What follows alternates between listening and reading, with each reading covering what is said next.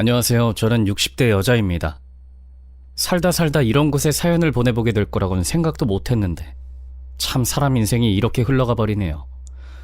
제가 뭐 특출난 사람도 아니고 그냥 남들처럼 평범하게 살아왔고 자랑할 만한 거라고는 다들 그렇겠지만 자식 말고는 내놓을 게 없는 사람입니다. 저도 고등학교밖에 못 나와서 대학은 문턱도 못 밟아봤고 캠퍼스가 어떻게 생겼는지도 모르는 일자무식이죠. 손발이 다 닳도록 자식 새끼 하나는 제대로 키워보겠다고 노력한 평범한 여자입니다. 결혼하자마자 아들을 하나 낳고 2년 만에 갑자기 남편이 교통사고로 먼저 세상을 떠났습니다. 정말 허망한 일이었죠. 제가 25에 결혼을 했는데 남편은 그 당시 30이었습니다. 사실 그 사람과 결혼한 이유가 그 사람이 집도 잘 살고 직업도 괜찮아서 얼굴도 성격도 안 보고 결혼을 하겠다고 한 건데 운이 좋게도 참 착한 사람이었고 인성도 좋고 저랑도 잘 맞는 사람이었죠. 이런 사람을 만나는 게 쉬운 일이 아니라는 걸 알아서 그런지 저도 그렇고 그 사람도 그렇고 우린 서로에게 참 잘했습니다. 저희 두 사람은 3번 정도 만나고 나서 결혼을 했는데 사실 결혼 전부터 좀 많이 삐걱거렸습니다. 바로 집안 차이 때문이었죠. 남편의 집은 아버지가 사업을 하신다는 얘기를 들었었습니다. 저희 둘을 주선해준 사람이 저희 동네 마당발 이모였는데 그 이모는 정말 마담뚜 역할을 하면서 생활을 해나갈 정도로 여자와 남자를 많이 이어줘서 동네에서는 정말 유명한 사람이었죠. 사실 저희 집이 남편네 집에 비해 너무너무 턱없이 부족한 집안이지만 헐레벌떡 저희 집으로 달려와서는 정희 엄마 어딨어? 하면서 저희 엄마를 찾더니 방으로 데리고 들어가더라고요. 그리고는 한참 있다 나와서는 정희야, 아줌마가 남자 하나 소개시켜줄까? 너네 언니들은 나이가 좀 많아서 그렇고 젊은 여자면 좋을 것 같다잖아. 네가 딱이야. 그 사람이 인성도 좋고 얼굴도 너무 잘생기고 사람이 좋다더라. 내가 이 동네에서 결혼 성사시킨 사람들 다 잘 사는 거 너도 알지? 지금까지 너무너무 잘 살았어. 그러니까 너도 너무 부담 갖지 말고 한번 소개나 받아봐. 뭐 소개받는다고 무조건 결혼하는 거 아니잖아. 그냥 부담 갖지 말고 만나봐. 하고 저를 부추겼습니다. 하지만 더한 건 엄마였습니다. 그래, 뭐 만나봐. 당장 너 보고 결혼하래?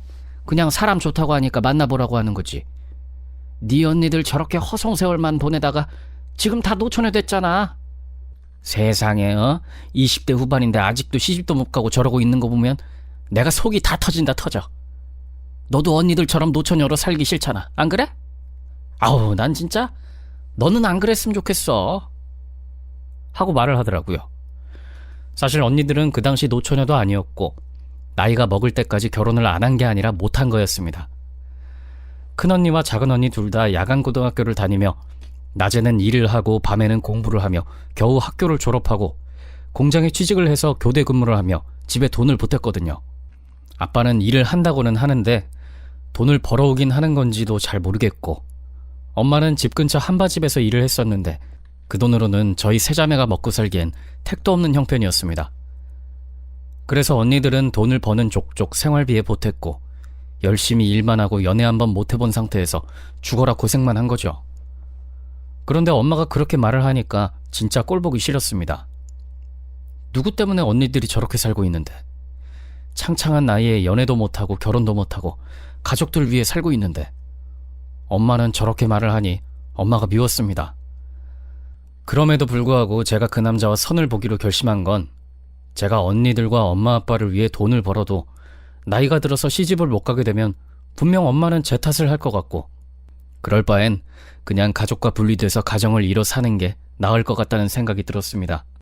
그렇게 저는 25, 연애도 한번 못 해보고 공장에서 일을 하다가 선을 보게 됐죠. 별 기대 없이 나간 선자리에서 만난 제 남편은 제 생각보다 훨씬 잘생겼더라고요. 게다가 매너도 어찌나 좋던지 저는 살면서 남자가 그렇게 제게 다정하게 구는 걸 처음 느꼈어요. 부잣집 아들이라 그런지 선자리 장소가 호텔 카페였는데요. 평소 공장에서 일만 하던 제게 그 공간은 너무나도 비현실적이게 예뻤고 게다가 다정하게 저를 대해주는 남편이랑 있으니 공주가 된 듯한 기분이었죠. 사실 선자리에서 싸가지 없는 남자들한테 퇴짜 맞고 돌아온 공장 언니들이 한둘이 아니라서 그렇게 기대를 하고 나간 건 아니었거든요. 오히려 나한테 물이라도 뿌리면 어떡하지라고 걱정을 하면서 나갔었는데 웬걸 다정하고 게다가 잘생기기까지 한 남편을 만나게 되니 주선해준 마담뚜 아줌마한테 큰절을 올리고 싶을 지경이었죠. 남편은 제가 어디가 그렇게 좋은지 적극적으로 호감 표시를 했고 당연히 그날 애프터 신청을 받고 헤어졌습니다. 그리고 두 번째 만남에 남편에게 청혼을 받았고 그래서 세 번째 만남 후 결혼을 하게 되었지요. 남편이 어떻게 시부모님을 구워 삶았는지 몰라도 큰 반대 없이 시댁에선 저를 받아주셨어요. 그리고 결혼한 지 2달 만에 임신을 하게 됐습니다. 사실 제가 이렇게 애가 잘 들어설 거라고는 생각도 못했습니다. 솔직한 말로 그 당시엔 시부모님이 결혼을 하자마자 얘 새아가 우리 집에 시집을 왔으니까 너도 네가 할 일을 해야겠지? 내가 너한테 뭐 바라는 거 없다는 거 너도 잘 알 거다. 내가 뭐 너한테 예단을 하라고 했니? 아니면 혼수를 해오라고 했니? 우리 아들이 나이가 좀 있으니까 그냥 어린애 하나 잘 만나서 자식 새끼 낳고 잘 살았으면 하는 바람으로 너랑 결혼을 허락한 거 너도 잘 알지? 그러니까 딴 생각 말고 얼른 임신해서 아들 하나 낳았으면 좋겠구나 하고 말씀하시더라고요. 솔직히 그 말에 덜컥 겁이 났습니다. 임신이 제 맘대로 되는 것도 아니고 그렇다고 해서 성별은 또 제가 결정할 수 있나요? 딸이면 혹시나 실망하실까, 아이가 잘 안 들어서면 어쩌나 진짜 고민을 많이 했습니다. 그래도 다행히 일찍 애가 들어섰고 시댁에서 원하는 대로 아들까지 임신이 돼서 정말 이 아이가 생긴 것만으로도 천군만마를 얻은 것 같은 기분이 들었죠. 그렇게 아들을 낳고 2주 정도 시댁에서 몸조리를 했습니다.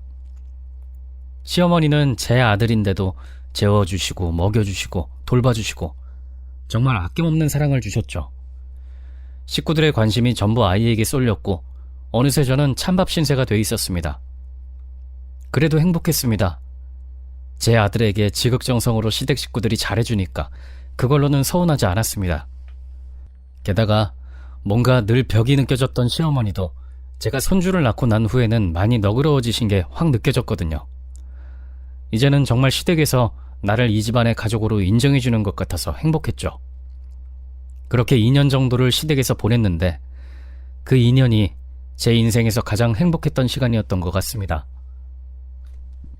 남편이 갑자기 교통사고로 세상을 떠나게 됐거든요.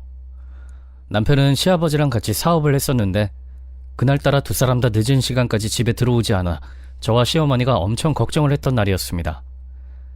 회사에 전화를 걸어도 안 받고 분명 퇴근한다는 전화는 받았는데 12시가 넘어도 1시가 넘어도 소식이 없어서 불안했던 어머님이 먼저 집 근처 대학응급병원에 전화를 해서 저희 아버님과 남편이 구급차를 타고 이송했다는 사실을 알게 됐죠. 병원에 도착했을 때 아버님은 중환자실에서 수술을 하고 계셨고 남편은 이미 사고 현장에서 즉사한 상태란 말을 들었습니다. 솔직히 그 말을 들었을 때는 실감이 안 나더라고요. 정말 거짓말 같았습니다. 영안실에 가서 죽은 남편의 모습을 확인하고 그 자리에서 기절을 했었죠. 겨우겨우 정신을 차려 남편의 장례까지 치른 후에 집에 와서 유품을 정리하는데 어머님의 낮은 목소리를 들으니 그제야 제가 낙동강 오리알이 됐다는 생각이 들더군요. 그렇게 청승맞게 앉아서 죽은 애 옷이나 정리하고 있을래? 나와서 청소도 좀 하고 설거지도 좀 하고 그래. 내 아들이 죽어서 정작 슬퍼해야 할 사람은 난데 왜 네가 더 청승이야 청승은? 너도 자식 낳아봐서 할 거 아냐? 낳은 내가 이제 괜찮다는데 왜 네가 아직도 그러고 있는지 난 진짜 모르겠다. 하면서 제게 핀잔을 주시더라고요. 전 아직 슬픔이 전부 가시지도 않았는데 어머님은 제게 징징대지 말라고 하셨죠. 남편이 죽고 난 후에는 시댁에서 아이를 돌보고 집안일을 하며 시부모님 뒷바라지를 했고 가끔 아주버님 내외 부부가 오시면 그분들 음식도 차리고 청소도 하면서 하루하루를 버텼습니다.